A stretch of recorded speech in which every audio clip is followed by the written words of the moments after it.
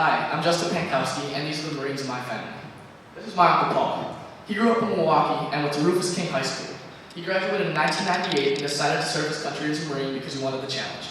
He was in the Marines from 1998 to 2002, and in 1998 when he shipped out, he went to first the Marine Corps Recruiting Depot, or the MCRD, and boot camp Camp Pendleton in San Diego, California. He then attended the School of Infantry and was an 0311 earned runs. After that, he went to Chesapeake Bay, Virginia, to go to Security Forces School, and then Kings Bay, Georgia, where he guarded the nuclear weapons and sabers. After that, he went to Camp Lejeune, North Carolina, and joined the Victor 1-2 1st Battalion, 2nd Marines as an infantryman. He was then deployed and bounced around the Pacific from Okinawa to mainland Japan, Guam, Philippines, and Alaska, before finally coming back to North Carolina. He was discharged in 2002, but then sent back in February of 2003 on standby for the war in Afghanistan. He wasn't deployed and came home in August of that year. He was married in 2005 and now lives in Cudahy with his wife and 2 kids, and works as a police training sergeant. He was named Lead Officer of the Year in 2013 and says he would never have gotten the job he has now if it wasn't for the training and work ethic, or in his own words, the decision to get up out of bed every day and work your butt off to make the world a better place that he learned in the Marines. Next is my dad, Steve Pankowski. He grew up on the south side of Milwaukee and went to Milwaukee Tech High School. He graduated in 1990 and couldn't decide between going to college, into the Marines, or at the fire department.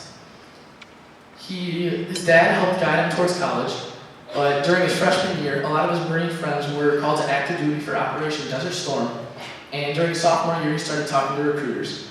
He found out that he could do a combination of Marines in college through a program called CATP. That summer, he went to boot camp at Camp Pendleton and graduated with honors with the highest score on the rifle range, 244 out of 250.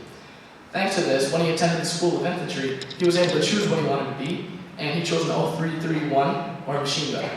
When he graduated the School of Infantry, he came back to Milwaukee with Fox Company. He then graduated MSOE and with a bachelor's degree of mechanical engineering, but by this time, Fox 3 had returned from active duty in Iraq.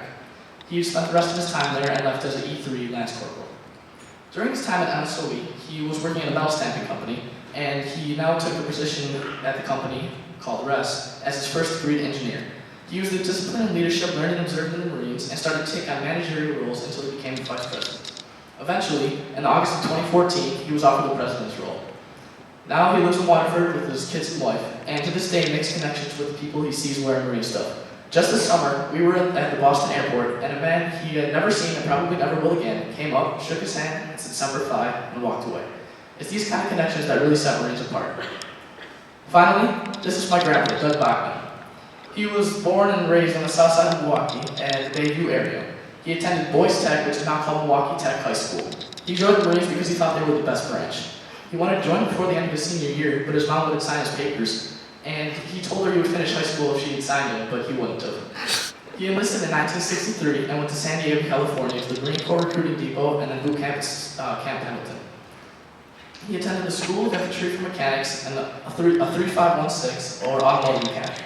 He worked on vehicles in Pendleton until being deployed to Vietnam in 1965 for his one-year tour. He was stationed at Kinoan and Da Nang and worked on vehicles, went on patrols and convoys, and he says he volunteered for everything that he could. He came home in 1996 and married my grandma in January of 1967. They lived on base together until June when they came home to Wisconsin. He ended up being a mechanic and worked for trucking companies his entire life. He learned from Marines to never quit or give up, always finish what you start, and especially always be on time. He had 4 kids and is now retired, living in Milwaukee. He loves Packers and his family, and I can't remember the last time I saw him without some sort of Marines clothing on. These 3 men I am proud to call my family have made a huge impact on the lives of many people, not to mention me. I hope to follow in their footsteps one day and become a Marine myself. Yesterday, the Marines celebrated their 241st birthday. Yes, they are older than the United States itself. And for the past 241 years, they and men like them have been American hellhounds wreaking havoc on Earth to keep people like us safe, as my uncle puts it. They truly are the few, proud Marines. Thank you.